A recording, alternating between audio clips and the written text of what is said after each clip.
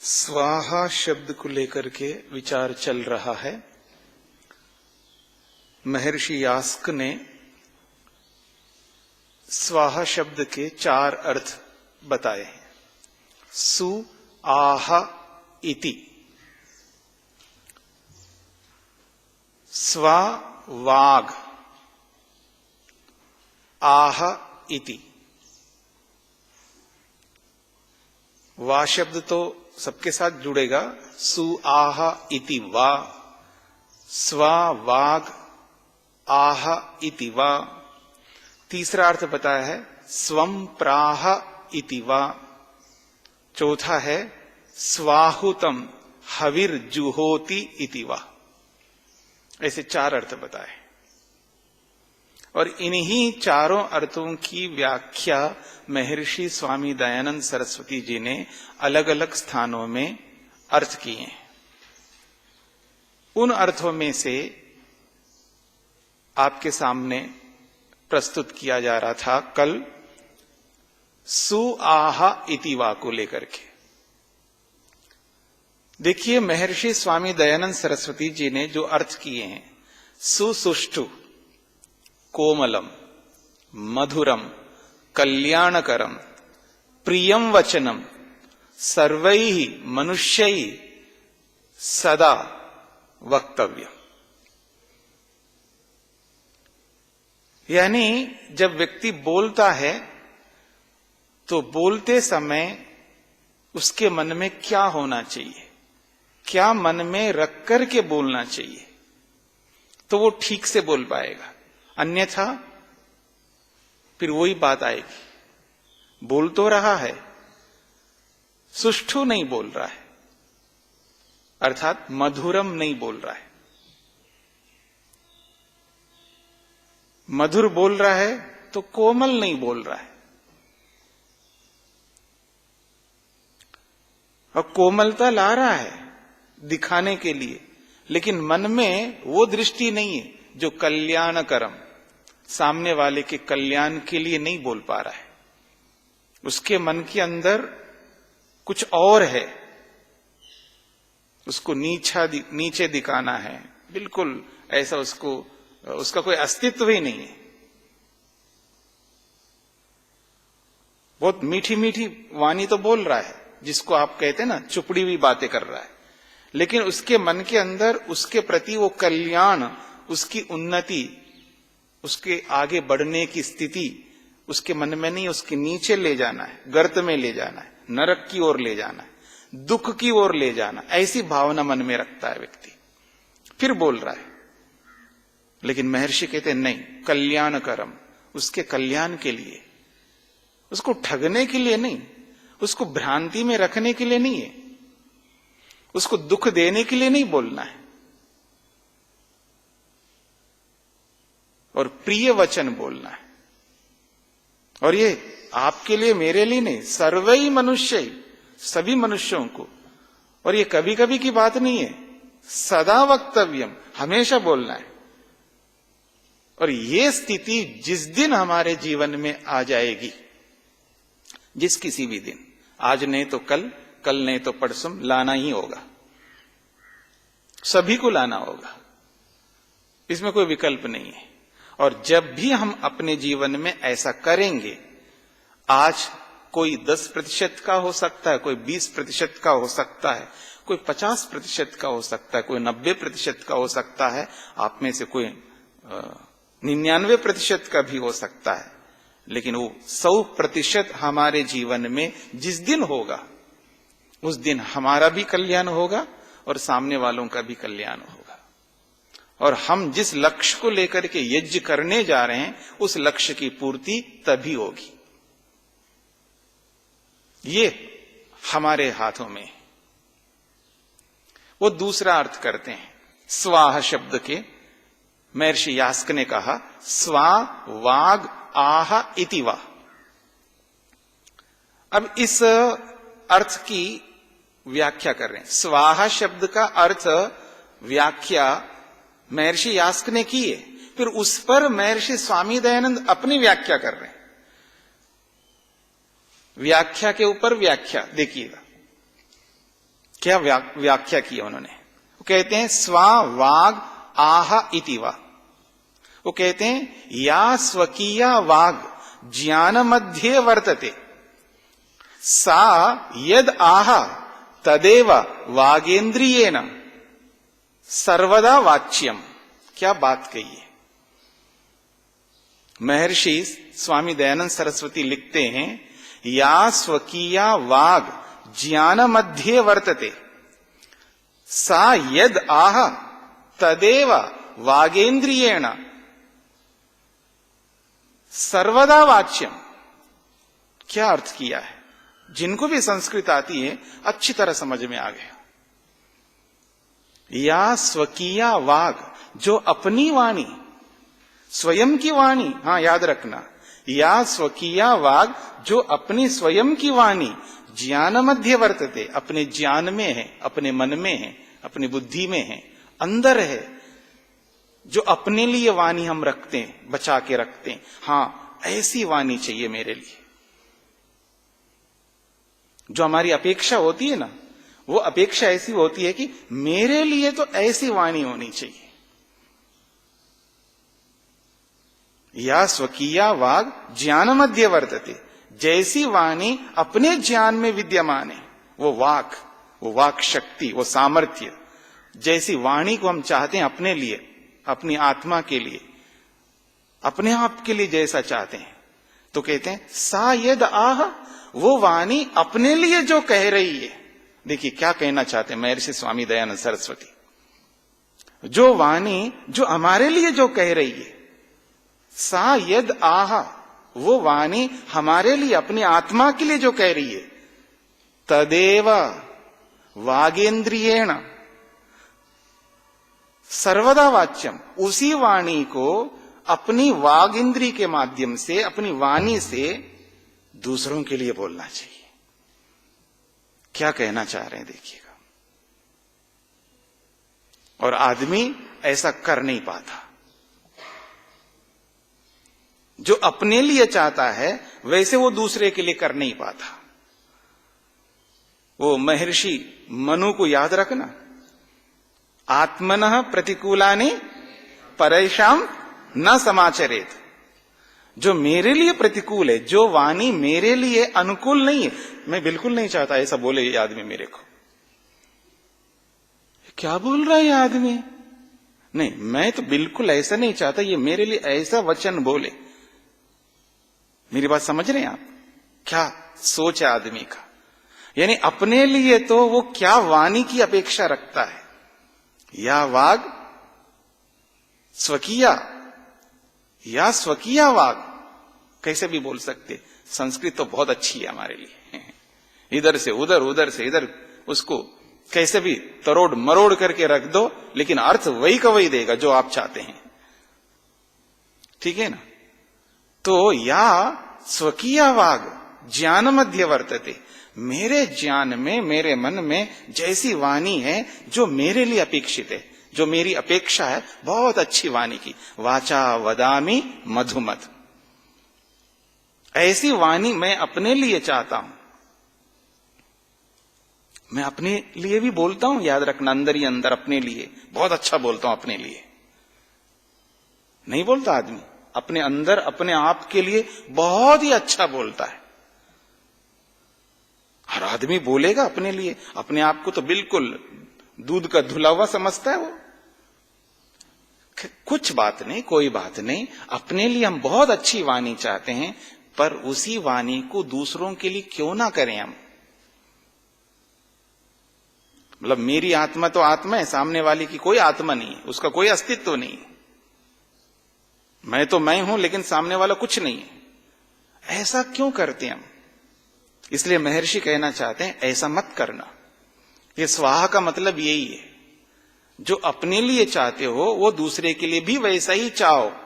वो चाह वैसी होनी चाहिए जो चाह अपने लिए होती है। यह महर्षि का कथन है।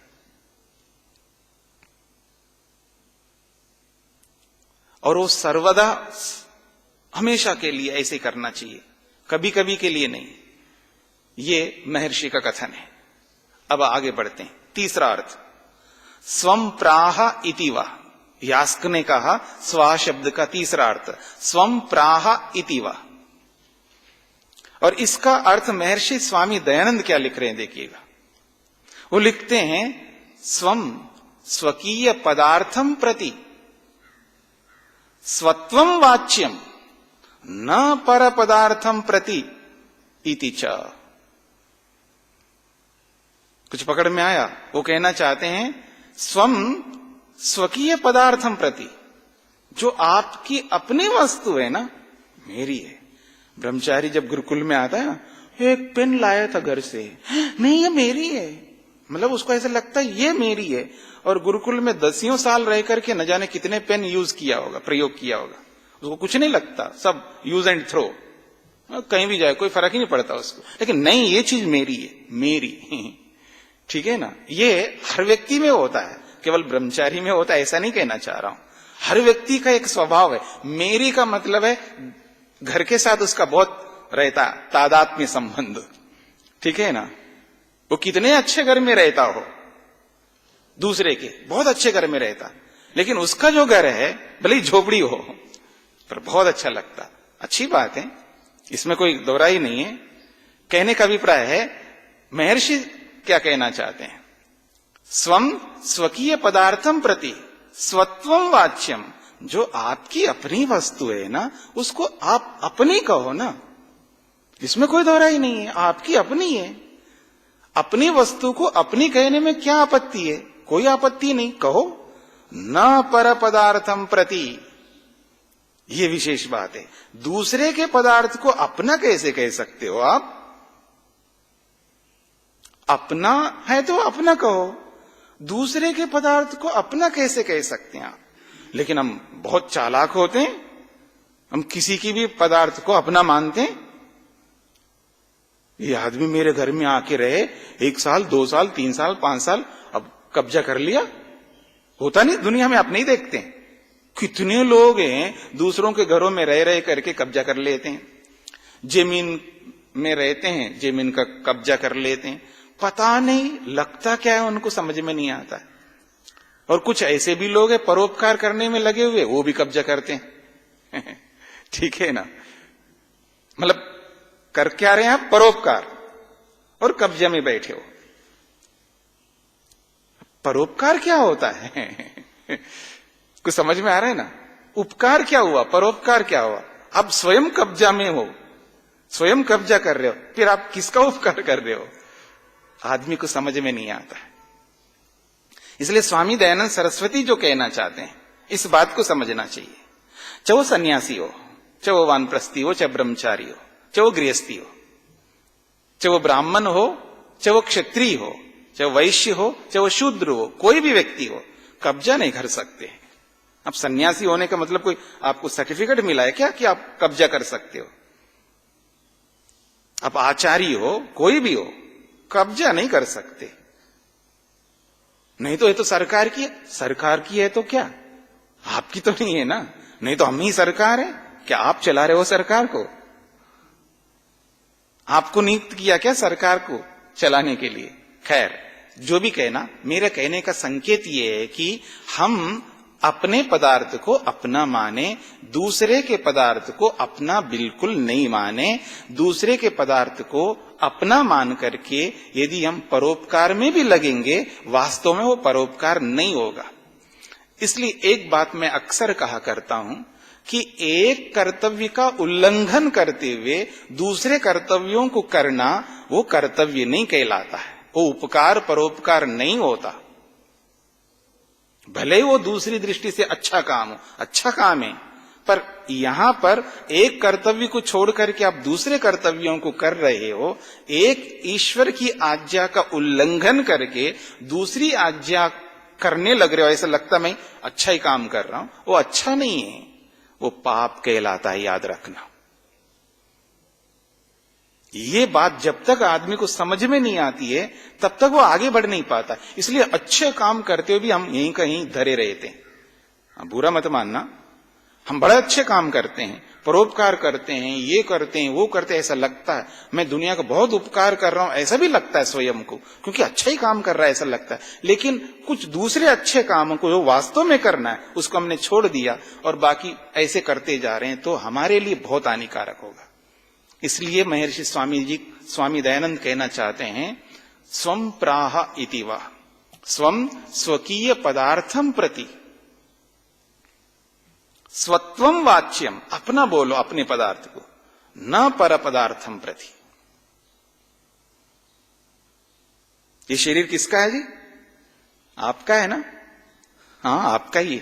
अब मैं आध्यात्मिकता की ओर आ रहा हूं।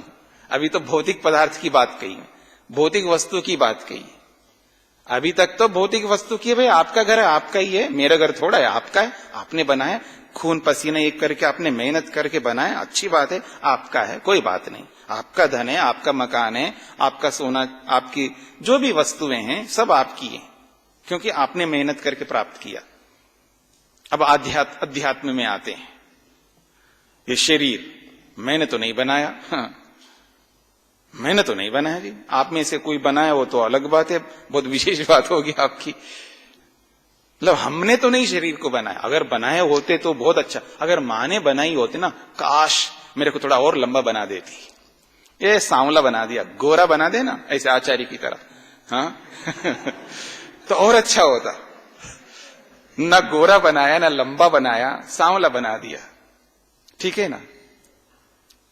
पर मां नहीं बना सकती है, पिता नहीं बना सकता, कोई नहीं बना सकता, हमारा अपना शरीर ही नहीं है, हम किराएदार हैं। किराएदार समझते हैं ना? हाँ, किराएदार हैं, बस रह रहे हैं, जब तक रहना रहो जी अच्छे ढंग से, पर संभाल के रखना इसको।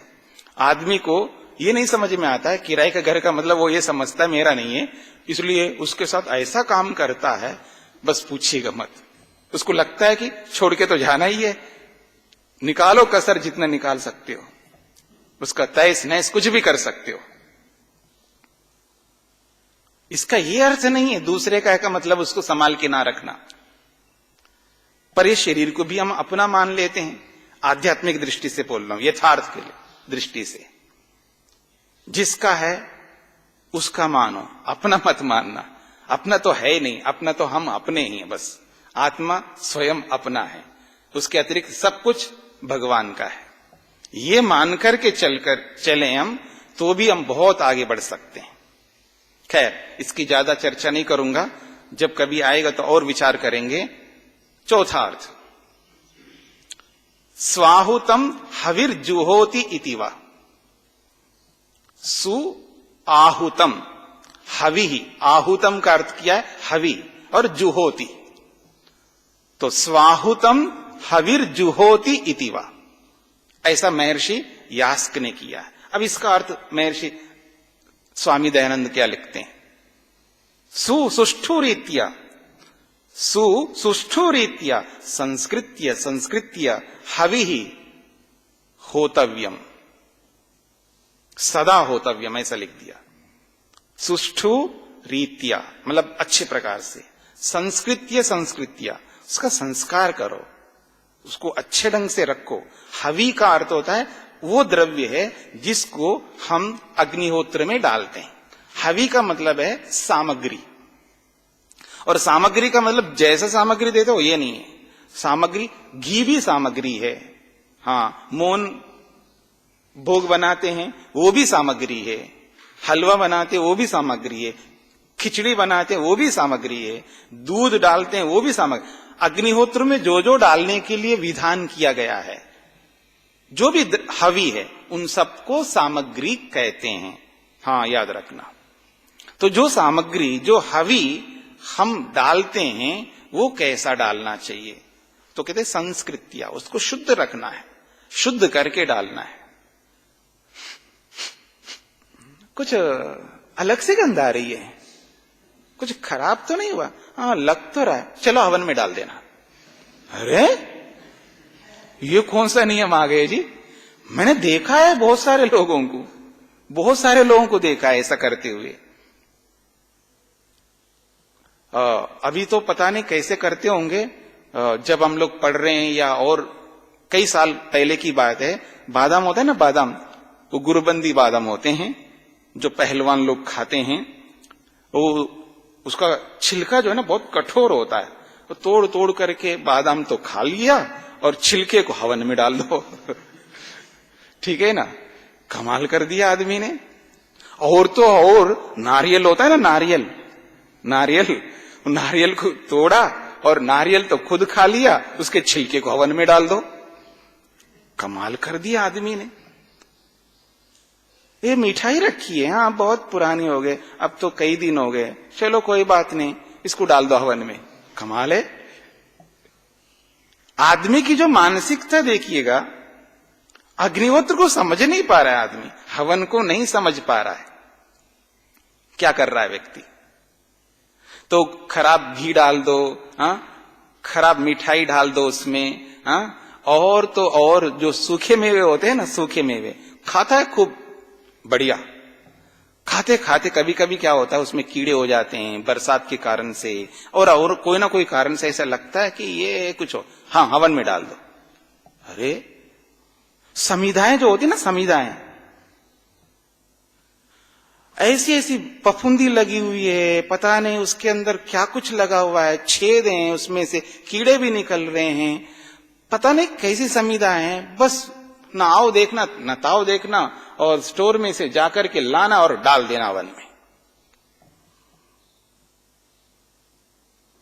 आपने हवन का एक नाम सुना है ना, हाँ अध्वरः।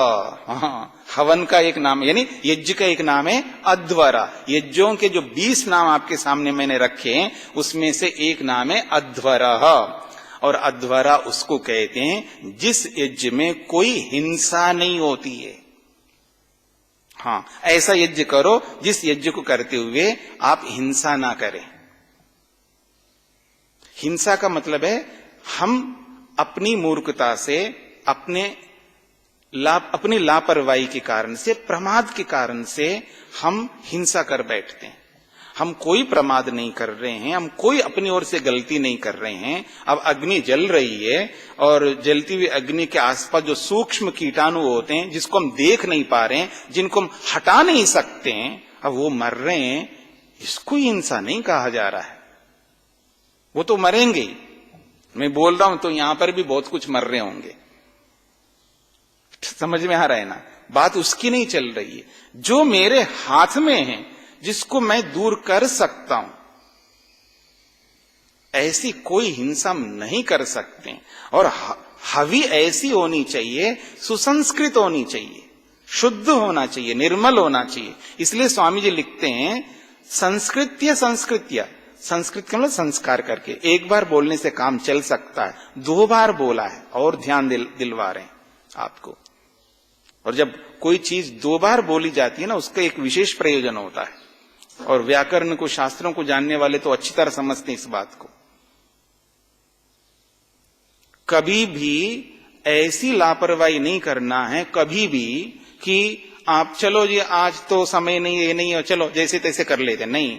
संस्कृत्य संस्कृति का मतलब प्रतिदिन, हमेशा, सर्वदा।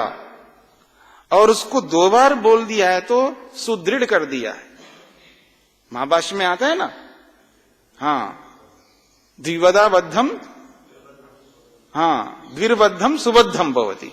अब 2 बार आपने कह दिया तो उसको ऐसा ठप्पा लगा दिया, बिना संस्कृत किए, बिना शुद्ध किए, बिना पवित्र किए, उसको बहुत अच्छा श्रेष्ठतम बनाए बिना आप उस हवि को अग्नि में नहीं डाल सकते। अग्नि एक ऐसी चीज है, वो भस्म करके, सूक्ष्म करके वो वहां तक पहुंचा देती है जहां तक उसको पहुंचना चाहिए। यदि उसमें गलत चीज डालोगे तो कितना बड़ा पाप लगेगा, पता है आपको? एक आदमी को खराब मिठाई खिला दो, एक आदमी मरेगा। ठीक है ना? एक खराब मिठाई, छिपकली गिर गई या और कोई विष पड़ गया और आपको पता नहीं चला किसी कारण से, अथवा पता लग भी गया है, तो क्या बढ़िया मिठाई है, बहुत महंगी खरीद के लाया हूं, चलो किसी को खिला देते हैं। एक को खिला दिया आपने, वो मरेगा एक, और उसी मिठाई को हवन में डालो तो पता नहीं कितने लोगों को नुकसान होगा। हजारों नहीं, लाखों नहीं, पता नहीं करोड़ों आत्माओं को वो मिलेगा, करोड़ों आत्माओं को। और ये अतिशयोक्ति बिल्कुल नहीं होगी। अगर किसी को प्राणी विज्ञान का बोध है तो अरबों आत्माओं को मिलेगा, वो अरबों आत्माओं को।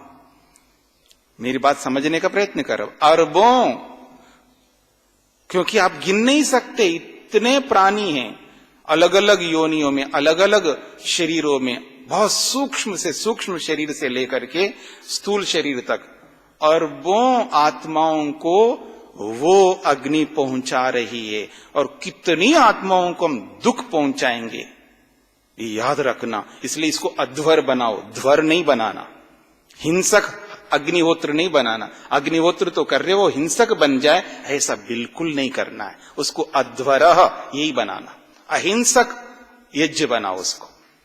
इसलिए संस्कृत्य संस्कृत्य 2 बार कहा उन्होंने। अभी ही सदा होतव्यम, हमेशा ऐसा ही करना है। तो सु आहा स्वाहा इति वा, स्वा वाग आहा इति वा, स्वम प्राह इति वा, स्वाहुतम हविर्जुहोति इति वा। ये 4 अर्थ महर्षि ने किए हैं। ये 4 अर्थों को यदि हम दिमाग में रख ले, जब भी हम स्वाहा बोले, जब कभी भी हम स्वाहा बोले और इन अर्थों को दिमाग में रख करके बोले, तो निश्चित बात है हमारे जीवन में परिवर्तन जरूर होगा। और मैंने पहले भी बोला है आपको कि बार बार उसी बात को दोहराता रहता है ना आदमी, तो उसका प्रभाव उसके जीवन में पड़ता है, चाहे शरीर पर पड़े, चाहे वो इंद्रियों पर पड़े, मन पर पड़े या बुद्धि पर, आत्मा में पड़े, प्रभाव जरूर पड़ता है। इसलिए उसको बार बार आवृत्ति करने की बात कही है। आवृत्ति रसकृत उपदेशात, दर्शनों में तो बहुत बार आता है, आवृत्ति ही असकृत उपदेशात। जो भी उपदेश है उसको आवृत्त करते रहो, बार बार दोहराते रहो। तो जब हम स्वाहा बोलेंगे, बोलना तो रोज ही आपको, अग्निहोत्र तो रोज करना ही करना है। और याद रखना मेरी बात को, जो अग्निहोत्र में बैठ करके अग्निहोत्र के मंत्रों का उच्चारण नहीं करेगा, समझ लेना वो पाप कर रहा है। वो अष्टाध्यायी दोहरा रहा है और कुछ और काम कर रहा है, कोई ऊँग रहा है, कोई तंद्रा में बैठा हुआ है, कोई कैसा कुछ कर रहा है।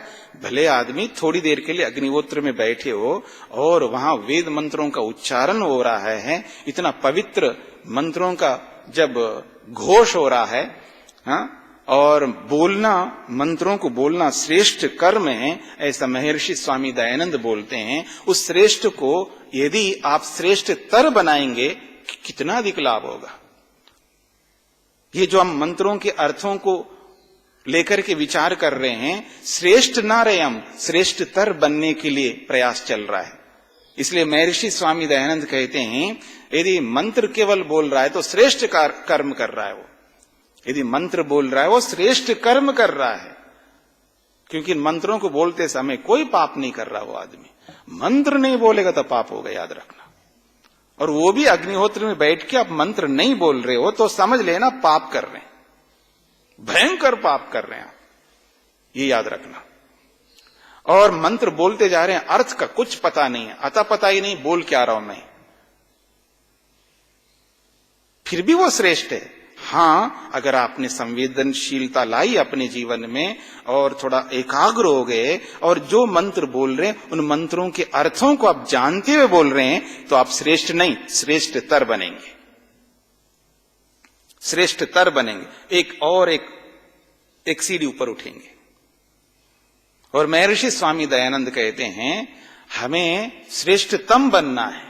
श्रेष्ठतम तो मंत्र भी बोलना है, अर्थ को भी समझना है और उस अर्थ को जीवन में भी उतारने के लिए सतत यत्न प्रयत्न करते रहना है। और जब वो अर्थ हमारे जीवन में उतर गया तो समझ लेना हम श्रेष्ठतम बन जाएंगे।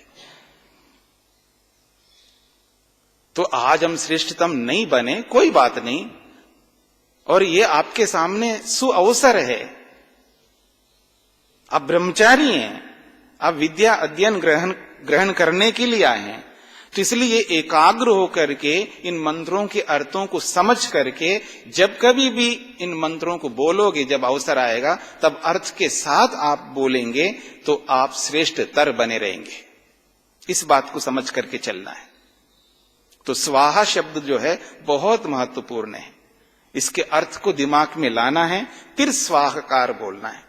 इसलिए जब यज्ञ कराते हैं लोग, जो पुरोहित लोग होते हैं, वो सबके पास पुस्तकें नहीं होती हैं, सब लोगों को मंत्र याद नहीं होता है, तो वो एक जरूर बात बोलते हैं उनको, कोई बात नहीं आप मंत्र नहीं बोल पा रहे हैं तो कम से कम जब स्वाहा है बोलते मुक्त कंठ से, मतलब धैर्य से और साहस से, उत्साह से स्वाहाकार बोलो। बोलते नहीं बोलते वो लोग, पंडित लोग, वेद पाठी लोग, स्वाहा तो बोलो कम से कम, हम बोल बोल के थक रहे मंत्रों को, कम से कम आप स्वाहा तो बोलो, ये बोलते नहीं बोलते हो।